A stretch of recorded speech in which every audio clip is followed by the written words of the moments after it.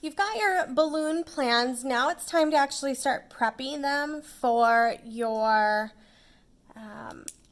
your floor plans. So the first thing that you need to do is you're going to take some of the busiest areas of your house here, and you're going to start kind of putting in some measurements. So it will start out looking like this, and then toward the end you'll have something like this where you've got measurements in here, and you're starting to kind of lay out the whole floor plan. So how I got from here to here was I just started with the most basic thing.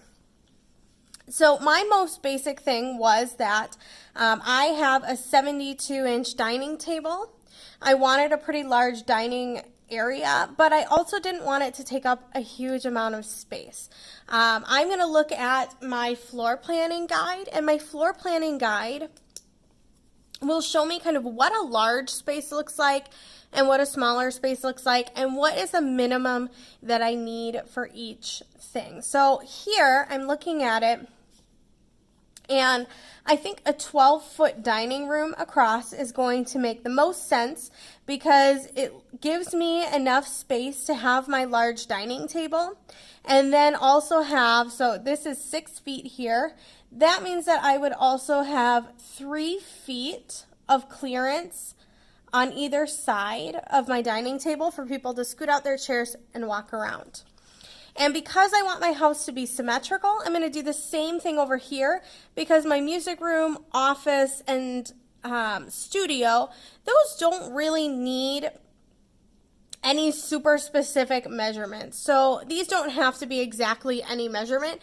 Bedrooms have kind of a standard guideline, but nothing that's like super hard and fast of like you have to have this room by this room unless it's really small, and then you do have to kind of follow that. So bedrooms are typically around 9 by 11 or 9 by 12 in the small area.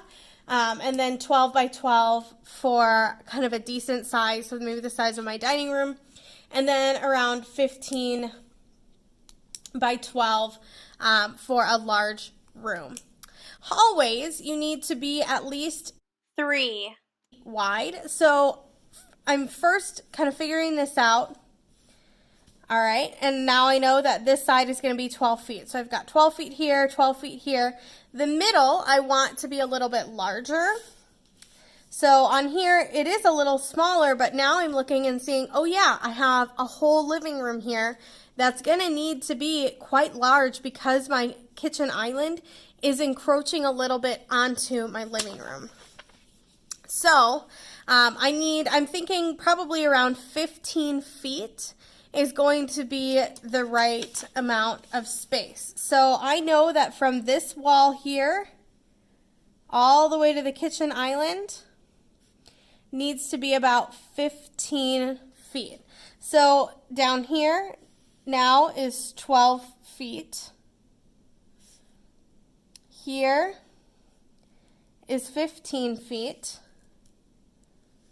And then this is 12 feet again. So now I have this measurement here, and everything in here I know now has to kind of fit in these measurements all the way across.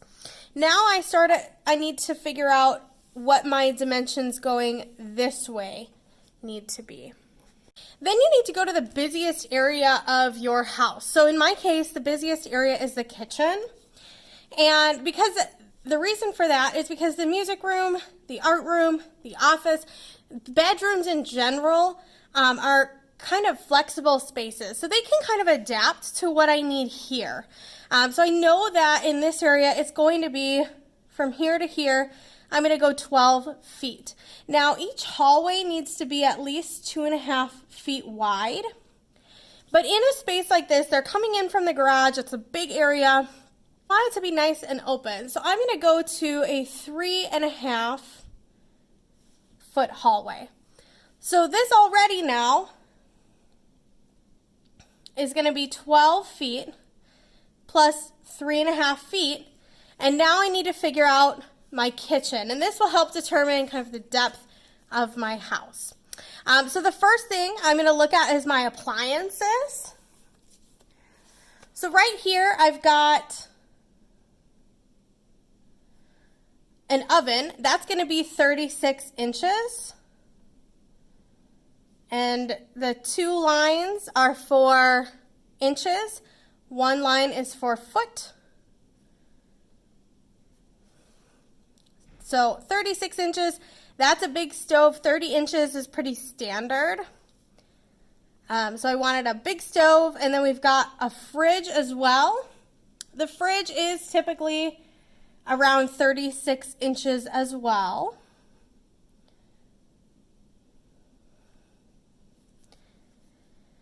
Now I need to figure out these areas in between and how much space I need to have on each side. So your ruler is 12 inches. I would line that up for counter space and start looking at how big that actually is. I've decided that on either side in between, I'd like to have around 24 inches. So that's 2 feet or 24 inches. So we go 3, 2, 3, 2. So those are kind of the feet I'm looking at, and then I've also got a pantry, and I think my pantry actually will work as a 24-inch as well. And then this buffet, I get to kind of figure that out. With my doorway here, so I've got French doors going outside. Each door, the width here, you need to have the amount there to swing back. So I've got 3-foot doors here, which means that this buffet has to be at least 3 feet. I think I'm going to add another foot onto it because this is going to be a big storage area. So 4 feet. There. So now I've kind of got this really nice amount of space, and I'm going to add all of this up, and this is going to determine how wide this area is. When I add these numbers together, it ends up being about 16 feet. So if I'm looking at kind of this sort of finished one, this area needs to be at least 16 feet. So I'm going to then add 16 by 3 foot and 6 inches plus 12 feet. So that number now is going to be this number down the side, and then the number of 12 plus 15 plus 12, that's going to make up my exterior. And then this is just kind of the main, rectangle, square, whatever. Everything else that juts out, so in here, in the garage, all of those things you're going to actually just add on after you've got kind of this basis blocky measurement done. So my total, once I've measured this all out, is going to be 32 feet and then 39 feet across, just the interior of the house. Then I need to go through and decide, what kind of car do I want? Do I need a really big garage? And I'm going to kind of put those garage measurements off of there as well. So figuring out this interior will help you start to figure out the exterior. We'll talk more about stairs in the other video, but a couple things to note about your cabinets is that your base cabinets are 24 inches deep. So from the wall to your base cabinet, that's 24 inches. And then in your kitchen, you'll want between 3 and 4 feet between the island, if you've got an island or other cabinets, so that you can walk around and things like that. So look at the floor planning guide, and you're going to follow that through and start putting in the measurements that need to be there.